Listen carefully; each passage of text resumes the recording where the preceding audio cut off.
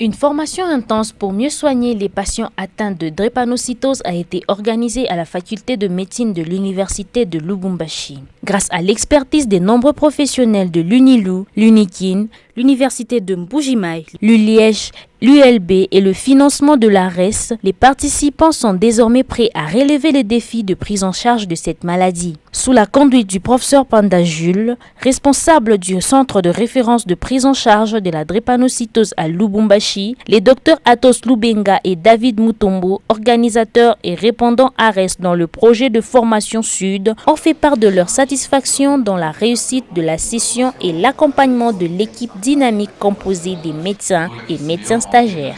Une formation qui a été organisée dans le cadre d'un projet avec ARES.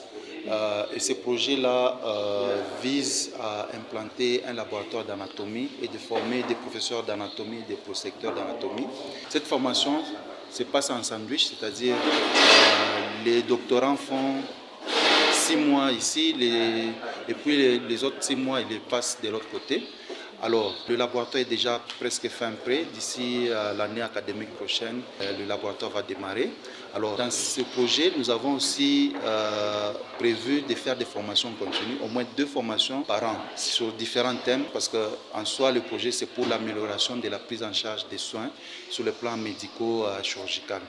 Il s'agit d'une formation très importante et qui, j'espère qu'elle va porter du fruit, qui va capitaliser nos médecins qui œuvrent dans des milieux ruraux dans la prise en charge de la drépanocytose. Et la drépanocytose, comme vous savez, c'est une maladie génétique, la maladie génétique la plus répandue au monde et qui cause beaucoup de dégâts dans nos sociétés africaines, surtout nous les Bantous qui avons difficile à accepter les maladies génétiques dont on ne connaît pas surtout la cause, parce que c'est beaucoup plus facile d'accepter un enfant qui fait la malaria, un enfant qui fait la diarrhée, mais accepter une maladie génétique, c'est parfois très difficile.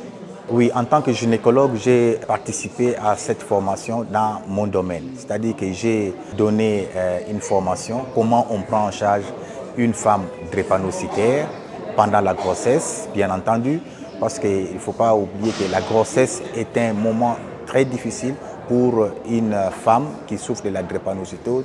C'est une situation qui amène beaucoup de complications. Des complications d'abord de la maladie, des complications liées à la grossesse. Ces complications concernent à la fois la maman et à la fois l'enfant. Donc ce qui fait que la personne qui prend en charge une femme anémique enceinte doit gérer 2 personnes. La maman elle-même qui est malade et l'enfant qui est porté par la maman qui est malade. Et donc c'est parfois une situation très difficile et il faut avoir beaucoup de techniques pour savoir gérer ce genre de problèmes. L'organisation dans laquelle je suis évidemment un peu jugée partie de parler des complications abdominales de la drépanocytose, surtout que moi je suis chirurgien viscéraliste, donc c'était un peu de ça que j'ai parlé en partant de toutes les complications, les énumérant l'une après l'autre, expliquant comment ça survient et ce que ça peut donner si on ne les prend pas en charge correctement. Alors, pour les complications abdominales de la drépanocytose, il y a un volet médical évidemment qui est l'apanage des pédiatres, de ceux qui s'occupent de la médecine adulte, des drépanocytaires, hématologues ou internistes, et même les urgentistes réanimateurs, mais il y a l'autre volet chirurgical, quand il y a des complications qui nécessitent à emmener le patient en salle d'opération, genre un intestin se perfore, ça peut arriver chez les drépanocytaires, une vésicule biliaire qui s'enflamme, ça peut arriver chez les drépanocytaires et ainsi de suite. Ça va demander à ce que l'on puisse emmener le patient en salle d'opération et faire une intervention chirurgicale. Cette formation a été très riche. On a vraiment fait un échange de pratiques nord-sud et on a apporté la façon dont on voyait les pathologies, dont on les prenait en charge, en recueillant aussi l'organisation des soins de santé ici au Congo. Et on a partagé notre façon de faire pour apporter des clés et des astuces, et on a aussi beaucoup recueilli d'informations pour mieux comprendre et pour envisager la maladie. Mais donc la drépanocytose, c'est une maladie compliquée, que ce soit au nord ou au sud, c'est quelque chose qui est difficile à prendre charge à suivre. C'est une maladie qui est vécue par la famille comme une tragédie, un fardeau pour tout le monde. Et donc, il y a plusieurs points essentiels pour nous au niveau de l'accompagnement du suivi de ces patients. Donc malgré le fait que c'est quelque chose qui est compliqué et qui est difficile à accepter par la famille, le dépistage et le diagnostic est essentiel parce que ça permet d'éviter des drames et des complications de la maladie. Néanmoins, il faut bien se rendre compte que ce dépistage va communiquer à la famille une nouvelle difficile à accepter et donc il est très important que ce dépistage soit encadré par les soignants et que la famille ne reçoive pas son diagnostic comme ça, sans accompagnement. Et ça, c'est quelque chose qui est beaucoup ressorti ici lors de la formation, c'est que la drépanocytose n'est pas une maladie ou une partie de chaque spécialisation, un petit peu de pédiatrie, un peu d'hématologie, c'est vraiment une discipline en soi.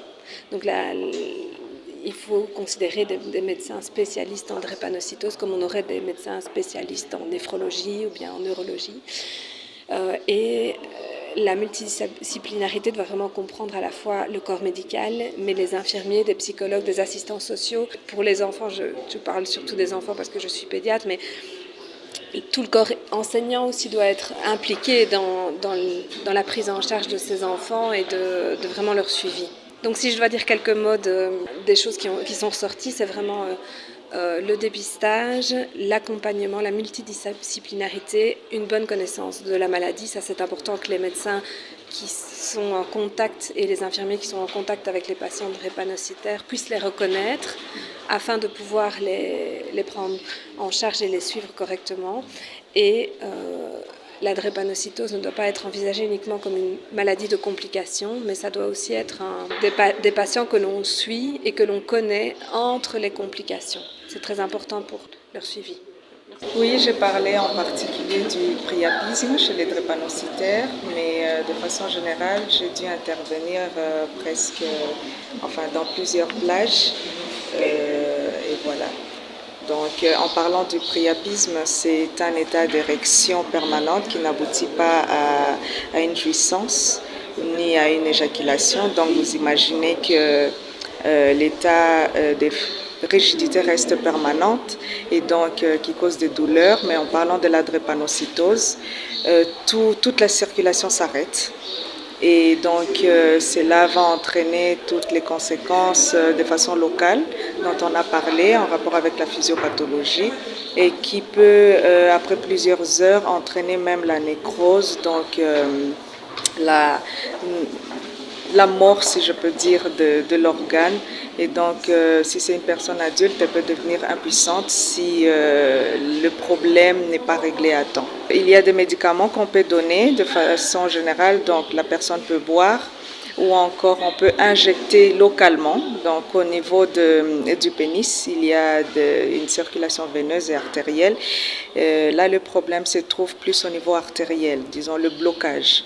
Donc, il faut ponctionner avec la seringue, bien sûr, avec l'imagerie guidée, entrer avec l'aiguille au niveau de l'artère caverneuse pour aspirer l'obstacle et enfin dégager la circulation.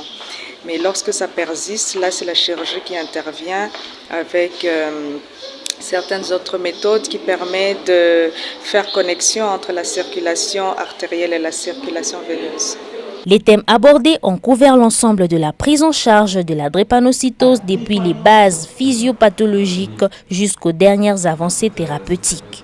Afin de mieux appréhender les réalités de la prise en charge en RDC, des visites des centres de référence ont été organisées à l'hôpital Sendwe et à l'hôpital Diamant. La formation a été saluée unanimement par les participants, dont Madame Justine Oumba, une activiste de la RDC dans la prise en charge des drépanocytaires.